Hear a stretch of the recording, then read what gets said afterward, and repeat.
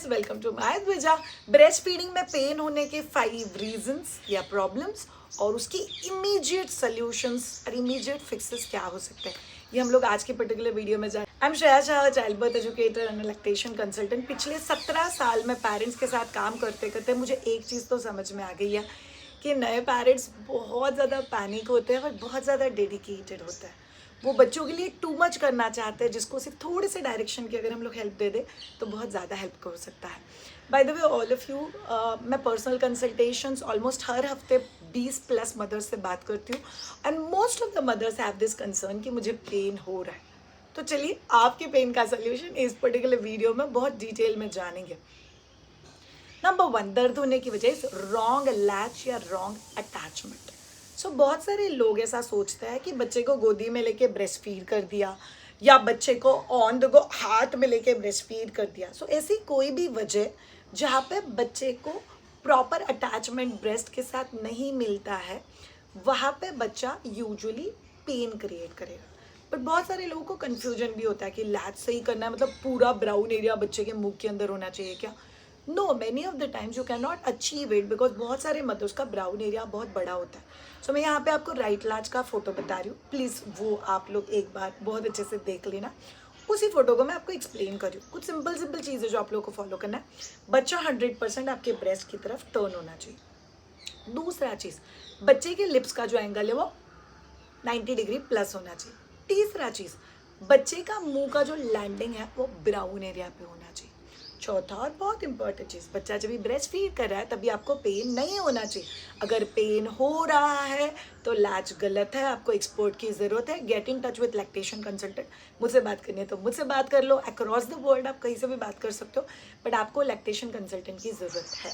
That's very very very important. याद रखो all of you, कई बार चीज़ें समझ के जब भी आप लोग लैच को करेक्ट कर सकते हो, तभी आपके लाइफ का फर्स्ट पीसफुल ब्रेस्ट फीडिंग होगा। मेरे को दर्द नहीं हो रहा है, this is what every mother need. इसीलिए राइट लैच अचीव करना आप लोगों के फर्स्ट स्टेप है एंड फर्स्ट कोर रीज़न हो सकता है आपके पेन का। Second very very important reason जो आपके पेन का हो सकता है इज लो मिल्क सप्लाई। बहुत सारे पेरेंट्स को ऐसा लगता है नहीं मेरे को दूध कम है इसलिए मैंने फॉर्मूला मिल्क दे दिया। इट्स ओके बिकॉज वो एक सोल्यूशन अवेलेबल है। बट फॉर्मूला मिल्क जब भी आप लोग बच्चे को दे रहे हो, क्या आपका धीरे धीरे फॉर्मूला मिल्क बढ़ रहा है तो ब्रेस्ट मिल्क और ड्रॉप हो जाएगा।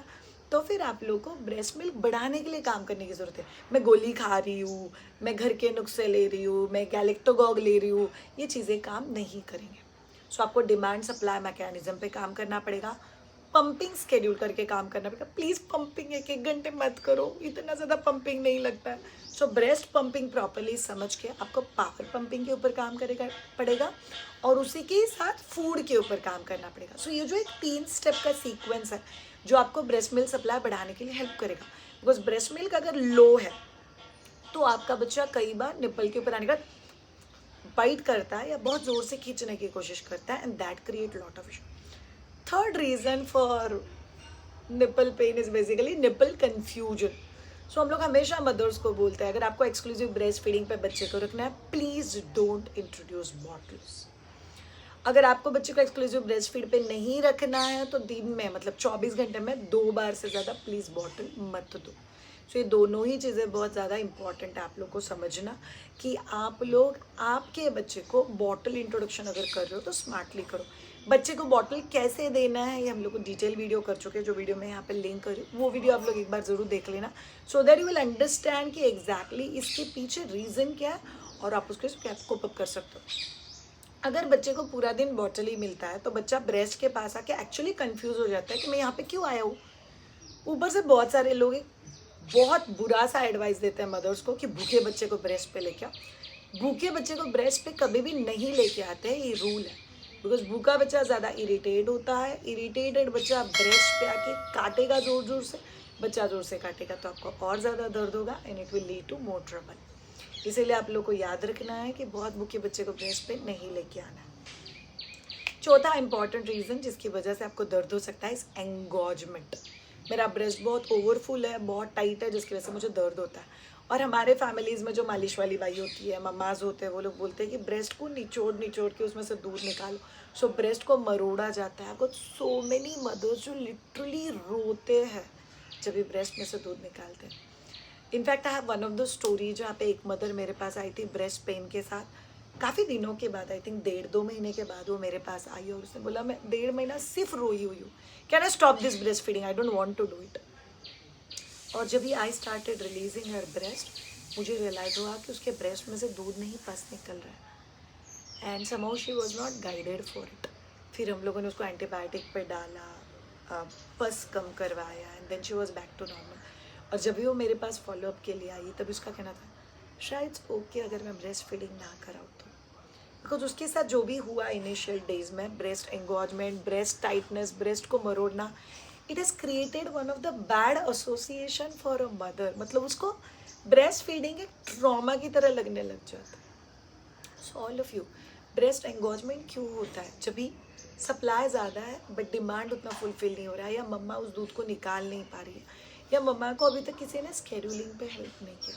सो एंगोजमेंट बहुत ज़्यादा दर्द दे सकता है। ब्रेस्ट एंगोजमेंट के 2 सिंपल रेमेडीज़ है कि जब भी आपको दूध रिलीज़ करना है तभी गर्म से सेको और दूध को रिलीज़ करो, और जब भी आपको मिल्क सप्लाई थोड़ा सा कम करना है तभी कोल्ड कैबेज का पत्ता, सो पत्ता गोभी फ्रिज में रखो और ठंडा कैबेज का पत्ता ब्रा के अंदर ब्रेस्ट के ऊपर रख दो, थोड़ा सा मिल्क सप्लाई वो कम करने में हेल्प करेगा। बट ब्रेस्ट एंगोजमेंट मैनेज होना चाहिए, ये आपकी लाइफ का एक ट्रॉमा नहीं होना चाहिए। That's very very very important. Fifth and a very important reason जिसकी वजह से बहुत सारे ममाज को ब्रेस्ट फीडिंग में दर्द होता है, रॉन्ग पोजिशनिंग। सो ब्रेस्ट फीडिंग करने के सारे पोजिशंस में एक वीडियो में एक्सप्लेन कर चुकी हूँ, वो वीडियो में यहाँ पे लिंक कर रही हूँ। अगर आप नए मदर हो और लिटरली स्ट्रगल कर रहे हो कि बच्चे को कैसे पोजिशन करना है, अब कुछ भी सही नहीं है, कुछ भी गलत नहीं। Please all of you don't go by Google only, cross cradle, sleeping position, ये सारे नाम ठीक है, बट मैं हमेशा पेरेंट्स को बोलती हूँ ब्रेस्ट फीडिंग पोजीशन में वो पोजीशन सही है जिस पोजीशन में आपको दर्द नहीं होता, जिस पोजीशन में आप और आपका बच्चा कंफर्टेबल। और कई बार ऐसे भी हो सकता है कि आप राइट ब्रेस्ट पे अलग वे में ब्रेस्ट फीडिंग कर रहे हो और आप लोग लेफ्ट ब्रेस्ट पे एक अलग वे में ब्रेस्ट फीडिंग कर रहे हो, दैट इज़ एब्सोल्युटली नॉर्मल। मतलब इसमें कुछ भी गलत नहीं है, that's what I am trying to tell you. So आप लोगों को ये समझना बहुत ज़्यादा ज़रूरी है कि मैं ब्रेस्ट फीडिंग का पोजीशन कैसे मैनेज करूँ। कुछ क्विक पोजीशंस आप लोग को दिखा देती हूँ। फर्स्ट पोजीशन इज़ बच्चे के सिर के नीचे हाथ और आप इस हाथ से ब्रेस्ट पकड़ते हो। Second quick position is right hand, मतलब क्रॉस वाला हाथ बच्चे के सिर के नीचे और आप लेफ्ट हैंड से ब्रेस्ट पकड़ते हो। Third very good and a quick position is जहाँ पे आप बच्चे को एल्बो के अंदर रेस्ट करते हो, डुबुक, बच्चे का सिर यहाँ पे, और फिर बच्चे को ब्रेस्ट फीड करते हो। नेक्स्ट पोजीशन इज़ बच्चे को साइड में चेयर के हैंडल पे या पिलोज के पाइलअप पे लेके आप लोग फुटबॉल पोजीशन में बच्चे को ब्रेस्ट फीड करते हो। लाइंग डाउन या स्लीपिंग पोजीशन में भी आप लोग ब्रेस्ट फीड कर सकते हो, but I usually don't suggest it. अगर आप नई मदर हो तो 40 दिन तक सो के ब्रेस्ट फीडिंग मत करो। 40 दिन के बाद आप लोग दिन के समय सो के ब्रेस्ट फीडिंग कर सकते हो। और एक बार आपका बच्चा 2 महीने प्लस हो गया और आइडियली 9 वीक प्लस हो गया, प्लीज़ बच्चे को स्लीप ट्रेन कर दो ताकि बच्चा पूरी रात में एक ही बार ब्रेस्ट फीडिंग ले और 6 महीने बाद बच्चा रात में ब्रेस्ट फीडिंग ले ही नहीं। सो बच्चे को स्लीप ट्रेनिंग करने के लिए अगर आपको मेरा हेल्प चाहिए तो आप लोग स्वीट स्लीप का कोर्स ज्वाइन कर सकते हो। अगर आपको डिटेल में ब्रेस्ट फीडिंग सीखना है, so we have a course on learn breast feeding also. But अगर आपको मुझसे 1-on-1 बात करनी है, श्रेया मेरे कुछ कस्टमाइज सॉल्यूशंस हैं, मैंने आपके वीडियो देखा, मुझे हेल्प होती है, बट मुझे फिर भी ऐसा लगता है कि मुझे कुछ कन्फ्यूजन्स है जिसके लिए जवाब चाहिए, आई एम ऑल यूअर्स। मैंने ब्रेस्ट फीडिंग के इतने ज़्यादा इश्यूज़ फेस किए हैं, तो मुझे लगता है कि अगर मेरे हेल्प की वजह से आप में से कोई अगर ब्रेस्ट फीडिंग के इश्यूज़ कम फेस करे या ना फेस करे तो मेरे लिए ये विक्ट्री पॉइंट है।